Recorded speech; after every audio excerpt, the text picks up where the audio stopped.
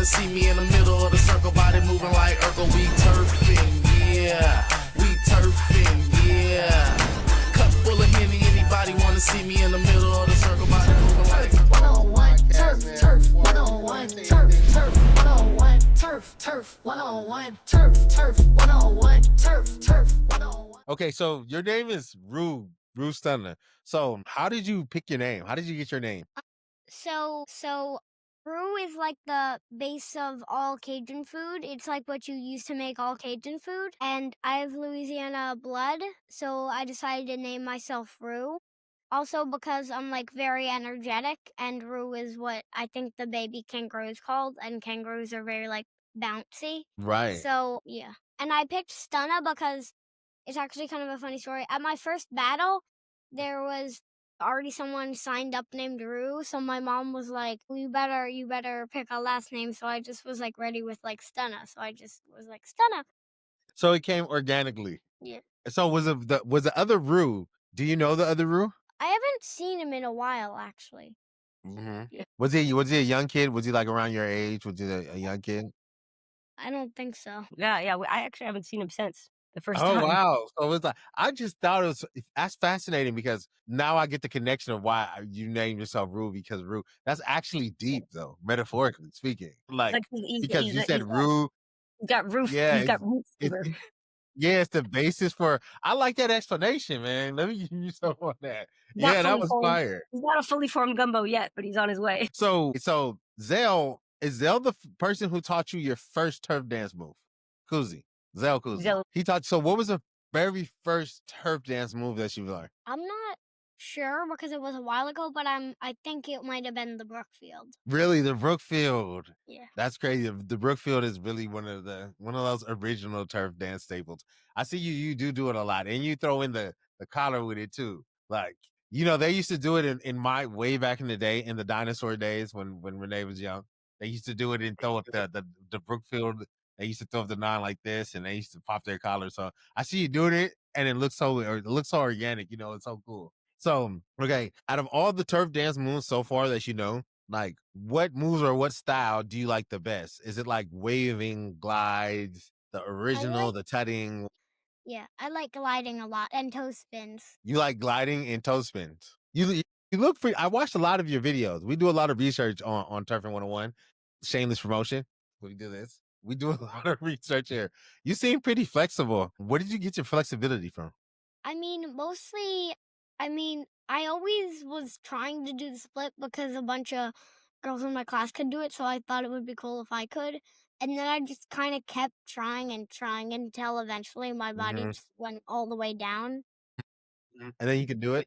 Okay. I want to share something with you about turf dancing. So one of the originals that we kind of call the father of turf dancing is, rest in peace, his name is Anthony Warner, A1. He started doing like the hands on the knees shaking like this because he was copying girls doing the butterfly, and girls thought it was cute when you got up. I'll just get up and do it. And you put your hands on your knees, and you see when we shake like this, what really that started from was girls doing this old dance called the butterfly. So dudes, he wanted to like kind of like poke fun at it at parties and do it in like a way like that guys could appreciate it. And so it's the same energy that you had with doing the splits. So I want to applaud you on that. I love that creativity.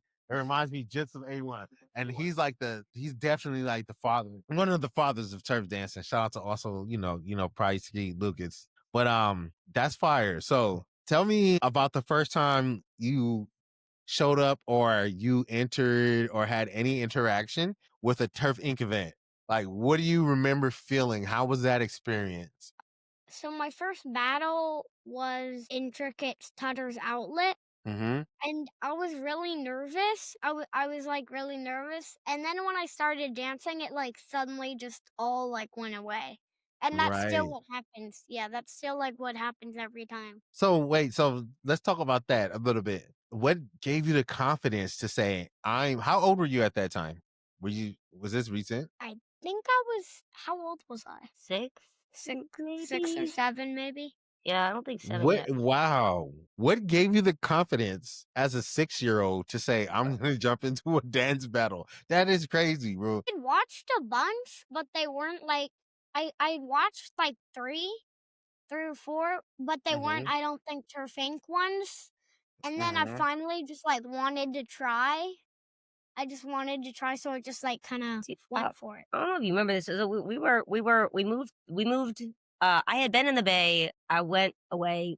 We moved back when you were still in diapers, so he was like 2, and then the pandemic hit, and we were stuck in a room together for a lot of time, for a long time, for a couple years, and in that time we'd like look at videos and stuff on YouTube, and he'd like be like, I don't remember I don't remember slides, I don't remember playgrounds. I was like, oh, that's so sad. Yeah, infantile amnesia hits at 2.5. So in between the time that we like became locked in the room and then like a little bit later, I was like, he didn't remember any of these things. And so I thought that was really sad. And I was like, we're gonna, this is not gonna last forever. I don't know how long it's gonna last, but like, let's make a list of the things you're gonna do when the pandemic ends and we come out of this room. What do you want to do? First thing, I got my pen. Do you remember what you said? Because you were little. First thing, he's like, win a dance battle. Then I was like, oh. So when did you realize like he loved to dance, Mom? When did you realize? I mean, he was always like, if there's music on, he's going towards it. If there was music, he was making a beeline for it. If there's a stage, he's like running up to it. He loved music and he loved to dance. In the pandemic, writing the bucket list was like, that was the first time that number 1, win a dance battle, and I was like, okay, number 2, and he's like, be in a dance battle. I was like, I like that you're number 1, win. Number 2, be in it. Number 3, learn how to dance really well to compete. So it was like working backwards. And I was like, I like the big goal, and then we're working backwards strategically. That was the first time I heard the dance battle, and I didn't know that he knew what a dance battle was, and I still don't know. He knew what a dance battle was, which is like, we were in the room together the whole time. I don't know how you learned that without me somehow seeing something.